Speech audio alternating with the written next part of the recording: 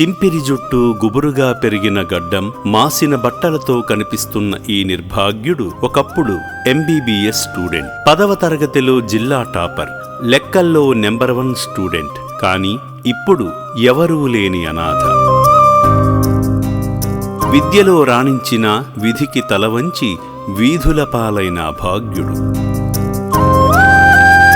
Doctor కావలసినవాడు బెగ్గరెందుకయ్యాడు?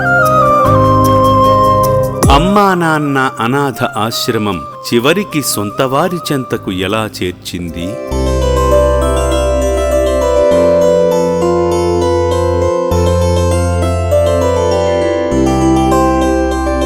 జీవితం ఒక చదరంగం. ఎప్పుడు ఎవరిని ఏ స్థితిలోకి నెడుతుందో ఎవరికీ తెలియదు. ఎదిగే క్రమంలో ఒక్క తప్పటడుగు వేసిన వారితో పాటు ఆ కుటుంబం ఎలా చిన్నాభిన్నమవుతుందో తెలుసుకునేందుకు ఈ ఉమర్ కథే నిదర్శనం.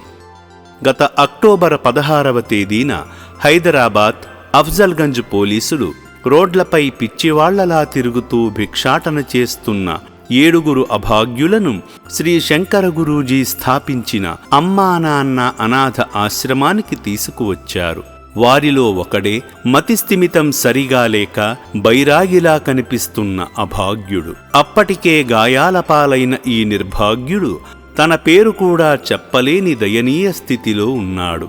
అలాంటి స్థితిలో ఆశ్రమానికి చేరిన ఈ మతిహీనుణ్ణి అమ్మా నాన్న అనాథ ఆశ్రమంలోని వైద్యశాలలో గురూజీ పర్యవేక్షణలో నిరంతరం అందించిన చికిత్స వలన మామూలు మనిషిగా మారాడు.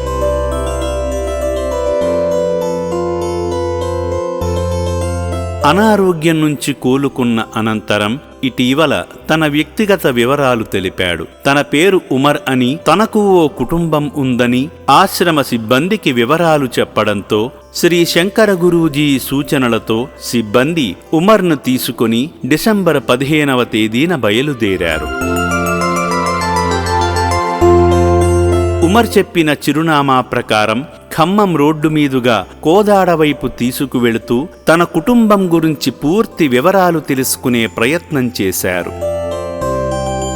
ఉమర్ చెప్పినట్టు కొత్తగూడెం విద్యానగర్ వద్దకు తీసుకువెళ్లగా ఆశ్రమ వాహనం దిగి తన ఇంటికి చేరుకున్నాడు. ఇంటి తలుపు కొట్టగా తన తమ్ముడు షేక్ అఫ్రోజ్ వచ్చాడు. మొదట్లో గుర్తుపట్టలేకపోయిన షేక్ అఫ్రోజ్ కాసేపటికి అతను తన అన్నయ్య ఉమర్ అని చెప్పాడు.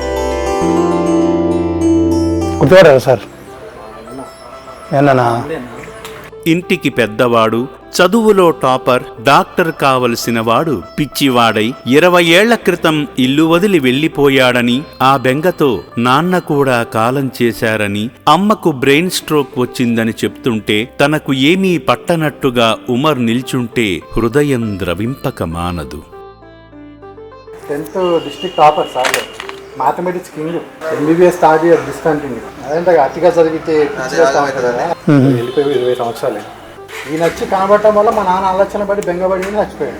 అమ్మకు కూడా బాగాలేదు, అమ్మకు కూడా బ్రెయిన్ స్ట్రోక్ వచ్చి రైట్ సైడ్ మొత్తం ప్యారలైజ్ అయ్యి హైదరాబాద్ నుంచి ట్రీట్మెంట్ ఇప్పిస్తాం. ఆశ్రమానికి ఎలా వచ్చాడో షేక్ అఫ్రోజ్కి వివరించిన ఆశ్రమ సిబ్బంది చివరకు ఉమర్ని తన తమ్మునికి అప్పగించారు. ఈయన హైదరాబాద్కి వెళ్ళి మాకు పోలీసు వాళ్ళు తీసుకొచ్చారు సార్, మా ఆశ్రమాన్ని తీసుకొచ్చారు.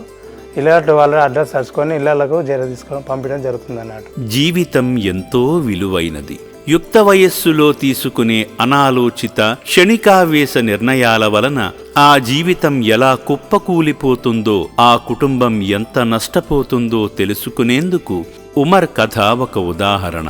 ఇలా ఉన్నత చదువులు చదువుకున్న ఎందరో అనాథలు పిచ్చివాళ్లై అమ్మా నాన్న అనాథ ఆశ్రమంలో జీవిస్తున్నారు. శ్రీ శంకర గురూజీ సేవా సంకల్పంతో వీలైనంత త్వరలో ఈ అనాథుల కథలు సుఖాంతం కావాలని కోరుకుందాము.